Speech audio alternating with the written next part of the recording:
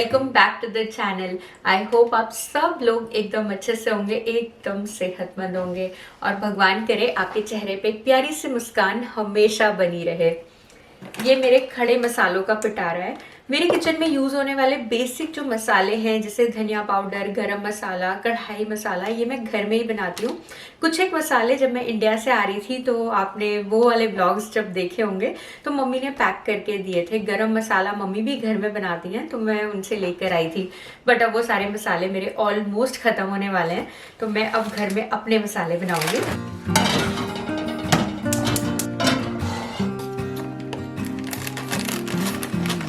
मसाले भूनने के लिए ना आप कोई हैवी बॉटम पैन या फिर कढ़ाई लीजिएगा। इवनली भूनते हैं सारे मसाले और टेम्परेचर बहुत कम रखना है, एकदम लो टू मीडियम पे ही, और बहुत ज़्यादा भूनना भी नहीं है। जस्ट 5-7 मिनट मसालों का कलर चेंज नहीं होना चाहिए, उसमें एक नेचुरल ऑयल होता है वो रिलीज हो जाए। फिर ठंडा करके जब आप पीसेंगे ना तो एकदम फ्लेवर इंटेंसिफाई हो जाता है सारे इंडियन स्पाइसेस का। गरम मसाले के लिए ये स्वाद का होल गरम मसाला मैं बहुत सालों से पटेल स्टोर से लाती हूँ और इसी तरीके से बस ड्राई रोस्ट करके ठंडा करने के बाद पीसूंगी। इसमें काफ़ी अच्छा फ्लेवर और अरोमा आ जाता है। बेबी, आप क्यों उठ के आ गए? अभी तो सुला के आई थी मम्मा आपको। मुझे लगा कि भैया आ गया। आओ सोफा पे सोएंगे थोड़ी देर, आ जाओ। अभी भैया के आने में टाइम है, आओ। केशु जब छोटा था तो ऑफ कोर्स जब मैं सुबह उठ के आती थी ऊपर से तो ये भी मोस्टली उठ ही जाता था। इसका एक स्विंग था जो हमने यहीं बाहर लिविंग रूम में लगा रखा था, उसमें एक बेबी कैडी थी डिटैचेबल, तो अक्सर मैं उसमें लिटा के उसको उस वाले काउंटर पे अपने पास बिठा लेती थी। ये देखता रहता था मुझे तो एकदम शांत उसमें लेटा रहता था, खेलता रहता था और फिर खेलते खेलते सो भी जाता था। और अब ये इतना बड़ा हो गया।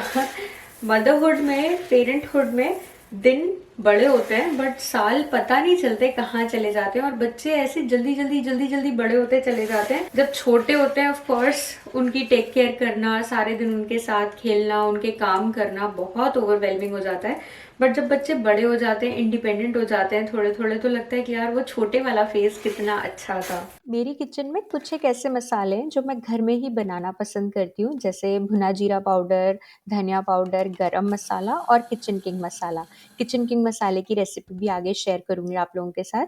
और मसाले पीसने के लिए मेरे पास एक क्यूजीन आर्ट का स्पाइस एंड नट ग्राइंडर है, बहुत साल पहले मैंने अमेजोन से लिया था, बहुत अच्छा काम करता है।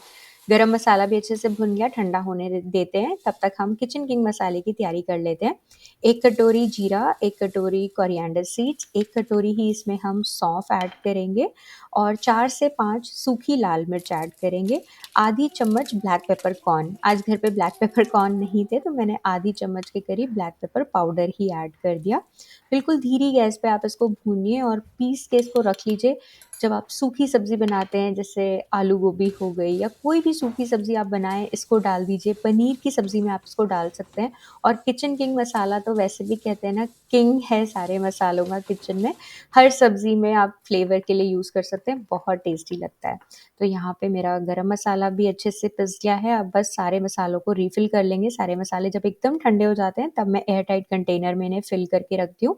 इससे इनमें कोई मॉइस्चर नहीं आता और इनका फ्लेवर और अरोमा इंटैक्ट रहता है।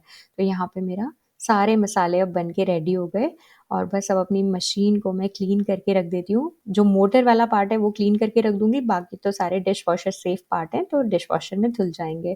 और जिस दिन मसाले बनाओ तो किचन काफ़ी मसाले उड़ उड़ के गंदी हो जाती है, तो सबको क्लीन करके उसके बाद एक बार मैं अपना मसाला बॉक्स भी अच्छे से रिफ़िल कर दूंगी। उससे पहले मैं आपको सारे मसाले दिखा देती हूँ। मैं अपने सारे मसाले इस तरीके से जो पास्ता बॉटल्स होती हैं उनको वॉश करके मैं रीयूज़ करती हूँ, उनमें रखती हूँ। ये एक तो बॉटल्स रीयूजेबल हैं और पैंट्री में एक जैसी बॉटल रखी हुई अच्छी भी बहुत लगती हैं। आप लोग मुझे बताना कमेंट्स में, आप लोग यूज़ करते हो क्या पास्ता की बॉटल्स? और यहाँ पे मेरा मसाला बॉक्स, ये हर एक इंडियन किचन की जान और शान है। हर एक इंडियन किचन में ऐसा मसाला बॉक्स ज़रूर मिलता है ना, बहुत कन्वीनियंट रहता है। जब कुकिंग करनी हो फटाक से निकाला, सारे मसाले एट वन प्लेस। और अब शाम का टाइम हो चला था, अंशुल भी आ गए थे ऑफिस से, तो हम लोग बस ऐसे ही बैठ के थोड़ी बात बात कर रहे थे। अभी मैं अपने लिए थोड़ा ग्रीन टी बना के लेकर आई। बच्चे जब स्कूल से आते हैं तो थोड़ी देर वो लोग टीवी देखते हैं, 15-20 minutes and sometimes obviously 30 minutes भी हो जाता है। कोई मुझसे पूछ रहा था कि आपके बच्चे मोबाइल फ़ोन देखते हैं क्या? मैं मोबाइल देना बिल्कुल प्रेफर नहीं करती। ऑलरेडी बच्चे इतना स्क्रीन से एक्सपोज्ड रहते हैं, तो मैं मोबाइल नहीं देती, बट हाँ, टीवी टाइम डेफिनेटली बच्चों का होता है। और शाम को बच्चों का थोड़ा स्टडी रूटीन भी रहता है। फिर गोविंद की कोई एक्टिविटी क्लास होती है या मैथ क्लास होती है। Govind has always been good at math and he genuinely enjoys it. And as a parent हमें हमेशा लगता है कि हमारा बच्चा जिस चीज़ में पोटेंशियली इंटरेस्ट शो कर रहा है, अच्छा है, हम उस चीज़ में और बच्चे को अपलिफ्ट करें। And so we came across Banzu last year. At first मैंने उनका फ्री ट्रायल क्लास लिया था and after few sessions I was convinced to continue with them. Banzu was created by an Indian boy, Mr. Neelkant Bhanu, who is world's fastest human calculator. Through this course, he tries to teach his secret record-breaking techniques to the kids. उनका way of teaching ही बहुत interactive and engaging है. It is very different because they don't use any paper and pencil to teach. All they teach is mental calculations, how to train your brain to think and do mentally all the calculations. The tutors are all trained by Mr. Bhanu and they spend a lot of one on one time with each student. After joining school back here in the US, also, when I first visited his school and met his teacher, she told me that he is very smart in maths and calculations. If you are looking for something that can truly help your child with math, I would recommend trying Banzu. The course is designed for kids aged 5 to 15 years, and for first 150 people, there's an exclusive 30% discount in the description box. So you can go and book a free trial class using the link in the description box and then decide for yourself. As the saying goes, no one size fits all. So you can take a free trial class and then decide for you and your family whether this course works for you. And if so, you can definitely go ahead and enroll your child in these classes. From my side, it's a highly recommended course because Govind is doing maths with Banzu for quite some time now.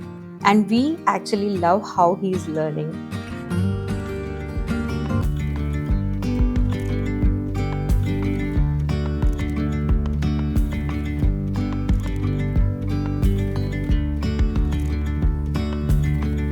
Govind की class के बाद मैंने अपने घर की दिया बाती करी और अब मैं आ गई हूँ किचन में डिनर प्रिपरेशन के लिए। मैं थोड़ा डिनर जल्दी बनाती हूँ जिससे कि मेरा काम जल्दी किचन में ख़त्म हो जाए शाम का। केशु बहुत दिन से बोल रहा था कि उसको हलवा खाना है, तो मैं यहाँ पे आटे का हलवा बना रही हूँ।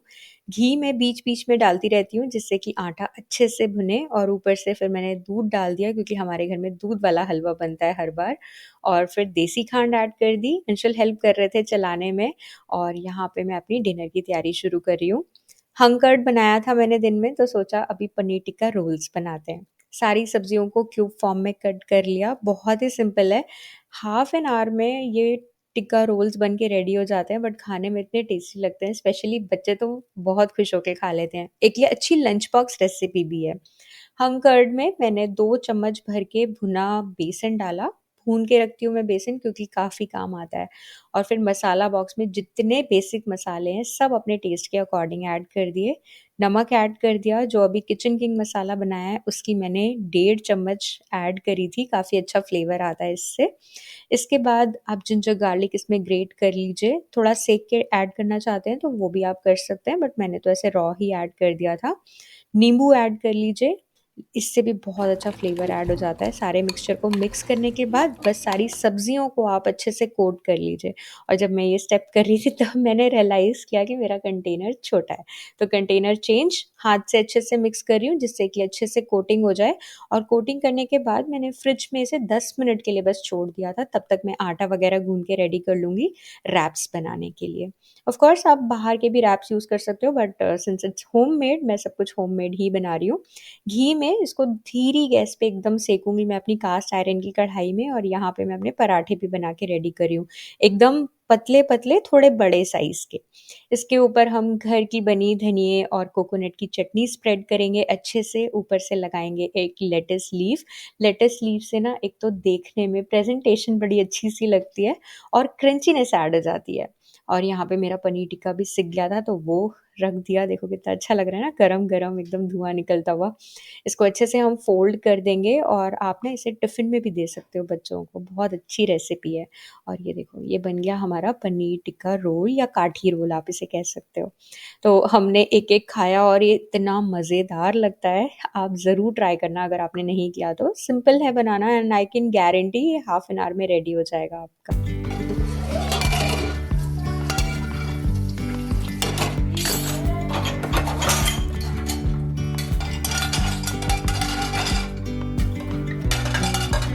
I get a lot of comments asking कि मैं अपने कास्ट आयरन के बर्तनों को कैसे मेंटेन करती हूँ। कास्ट आयरन के बर्तनों को मेंटेन करने के लिए थोड़ी-सी आपको मेहनत करनी पड़ती है। जब भी आप इन्हें यूज़ करें, हाथ की हाथ आप इन्हें वॉश करें।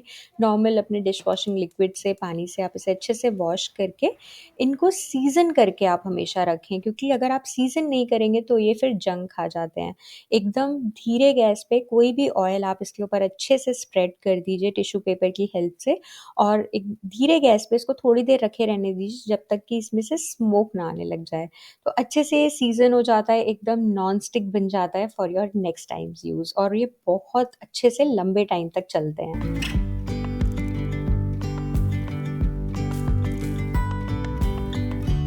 शाम के 7:30 बजे हैं and I am done and dusted for the day. Kitchen पूरी क्लीन हो गई और डिश वॉशर ऑन हो गया।